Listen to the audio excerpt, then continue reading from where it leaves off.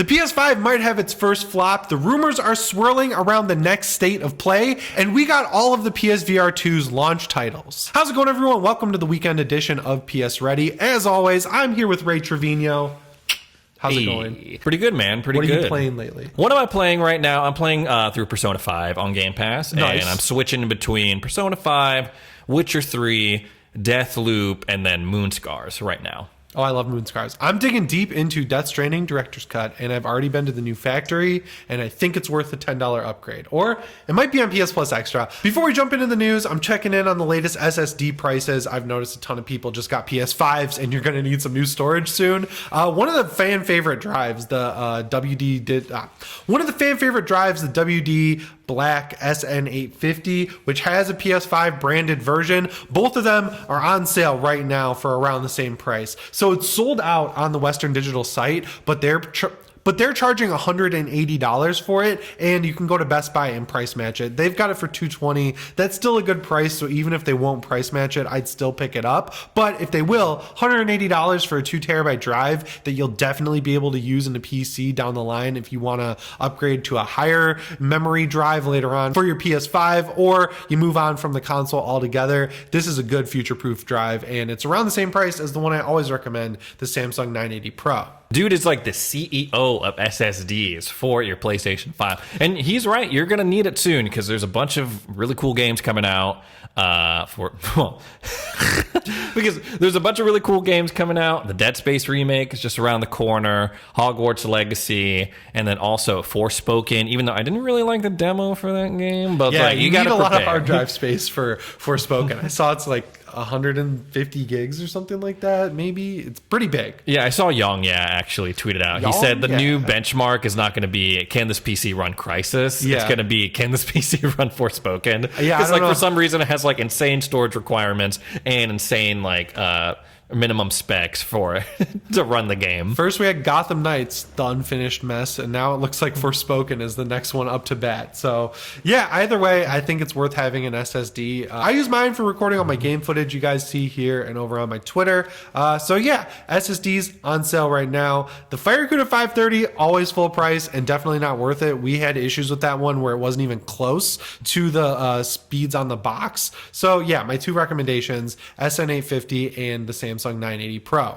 The next news story is we got to talk about the state of play because the rumors are really swirling, and unlike the last couple times where it was like, oh, last 2 years we had a showcase around this time, so all the leakers are basically saying that there is going to be one just so they can look right. There wasn't a showcase, and then there was some weird state of plays that ended up being true. This one seems like it's going to be a big one. Have you heard any of these rumors? I've heard, but like every state of play, I feel like the rumors just come out like swinging, and then it actually happens like the day before. People are like, temper your expectations for the state of play. It's gonna be cool, but then there was that one. Remember the one where Street Fighter 6 was announced? That Dinosaur Left 4 Dead game was announced. Resident Evil 4 remake was announced. What was that one? It was like that kind of like Dynasty Warriors looking game almost. It kind of looked like awesome. It kind of looked like Wolong Fallen Dynasty, but it wasn't that game. I'll put footage of it here. It was cool because it was like that state of play was good. That was a good one. Game. Oh, frick. What was it called? I don't know. I'm excited for that game. But yeah, speaking of third-party state of play that was really good, this state of play that's allegedly going to happen soon is going to be focused on third party. So games that people think we could see here are some updates on Silent Hill 2 Remake, which every day I see something that either gets me super excited for that or gets me like a little skeptical. So hopefully that turns out good. I'm rooting for Bloober Team. I'm a Bloober Team fan. I've been there from the start with them. Their only really bad game, I think, other than the medium, is Basement Crawl. Which they haven't played that. It's so bad. They delisted. It was one of the first PS Plus games on PS4, and it was like a multiplayer. It was like Bomberman, but like horror themed. I think. I don't know. They had to delist it. It was so bad. Wow. Like, you don't see that too much anymore. Not since Cyberpunk first launched on the PS4. But they made Layers of Fear and Layers of Fear 2, both of which are awesome, and we're getting layers. Those are the painting ones, right? Yeah, I like those. Yeah. And then Observer is like incredible, absolutely terrifying. If you like Blade Runner or Cyberpunk, Observer is sick. You got Rutger Hauer in that thing. Oh my God. Do you think this will be horror focused like the last state of play that we saw? Yeah, so we could see Pacific Drive, right? we could see Lords of the Fallen. That game's supposedly coming out this year. I doubt it, but like that trailer for Lords of the Fallen, that looks sick at the Game Awards. I was like, okay, yeah. You could have something like Silent Hill 2, and then the big one everyone's like, oh man, I hope this is there, is the alleged Blue Point remake of the original Metal Gear Solid. Which, dude, if Sony can get the exclusive on that, that would be crazy. Like, that's their big counter, because right now you can play significantly more Metal Gear Solid games on Xbox than you can on PlayStation. But yeah, Sony, we already know they have a deal worked out with Konami with Silent Hill 2 remake. That's going to be exclusive. Yeah, but then I think for like, a year, and that then one, possibly beyond. That's the one that Phil Spencer or whoever was talking about with the EU regulatory board, where they were like, yeah, these games are allegedly 1 year exclusives like Final Fantasy 7 and Silent Hill 2, but Sony made it so they can just never come to Xbox. And it looks like that's going to be one of those. But then the one that's like a new Silent Hill game, Silent Hill F, that one's going to be on everything. Like, I don't know. Seems smart to make that an exclusive though, because it's like, you got to look at it on the Xbox side. Like, is it worth the publishing cost on some of these games? Like, is Silent Hill have a huge fan base on Xbox? I doubt it. They're probably also looking at past sales figures on something like Downpour or Homecoming, which are both on 360. You know, PS5s are available now. If you want to play it, you can get a PC or a PS5. Probably have a decent. Are you encouraging people to buy everything on the market right now? Every console? Yeah, get both consoles. Sony's got a lot of exclusives, man. Like Final Fantasy 16, Final Fantasy 7 Remake. You've got Returnal. You've got Deathloop for a little bit. Deathloop. You have, you're welcome. What's that other one? You're welcome, by the way. Ghostwire Tokyo, for some reason, is still only out. You're welcome for honoring Gran that Turismo contract. 7. But yeah, man, I'm really curious what's going on here, because between Forspoken, which looks horrible, Final Fantasy 16 and Spider-Man 2, I don't want to act like that's not a lot of games, but like if you look at the past with Sony, they have more stuff usually that's legit first party, unlike Final Fantasy 16. Yeah, Spider-Man's the only first party one. Yes, like, and then the other are like technically third party, but like kind of first party, I guess, almost. Just because I associate the Final Fantasy brand so strongly with PlayStation, because I played Final Fantasy X, right, Final Fantasy 7 on PlayStation, and then I went on and like played Final Fantasy on, you know. But yeah, so yeah, looking kind of light for first party output for PlayStation. So it will be definitely. I understand why they're focusing on like, hey, only for third party games for the state of play. Obviously, they have a lot coming up with PSVR 2. I'm sure a lot of resources are going off that. I think the only first party thing we'll see would be an announcement for The Last of Us Part 2 Director's Cut. Because Tom Henderson, who was very correct about The Last of Us Part 1, like down to the release date pretty much before it was announced, around the same time, he was like, also, in addition to The Last of Us 2 multiplayer game, there is going to be a re-release of Part 2 for PS5, which, like, if you're smart, they'll release that either when season 2 of The Last of Us show is announced, or they'll just wait till September and do it a year later. But yeah, you mentioned the PSVR 2 launch titles, and there are 30 of them. We got this on the PS Twitter officially. Should I just pick a few, or do you want me to read them? Read them all. Okay. We got After the Fall, which I have played. It is basically a Left 4 Dead style game in post-apocalyptic LA. It's all right. Creed Rise to Glory, which, like, whatever. I'm not gonna say that. You don't like Creed, bro? I love the movie. The movies are the game lit, is bro. not very good.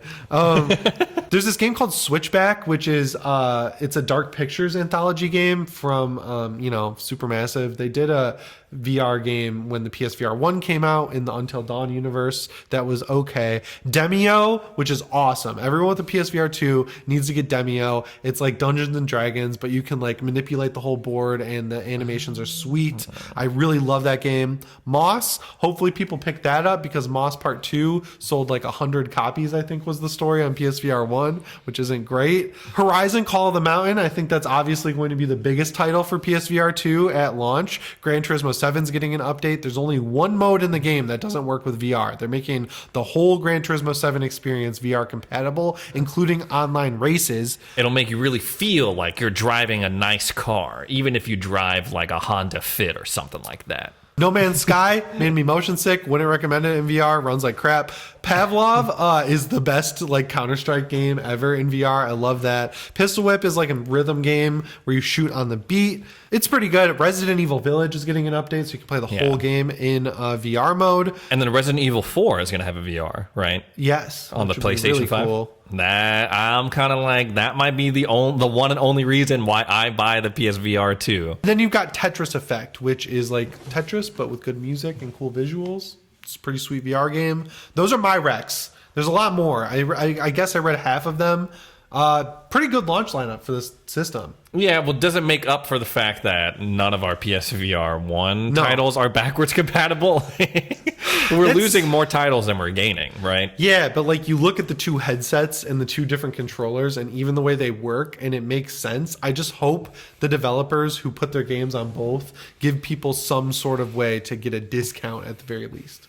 Like a little upgrade pack. Yeah, I'm excited. I saw that people are trying to get the PSVR 2 working with PC, like with Steam VR. And if Sony makes that possible, this becomes the best VR headset, like instantly. If you could go between your PC and your PS5, oh my God, that would be awesome. 100%. 100%. They have great controllers. Like it looks like a cross between the Valve Knuckles and the Oculus Touch controllers. The headset itself's got a great screen on it. It's got great inside-out tracking. Like I'm pretty excited for this thing.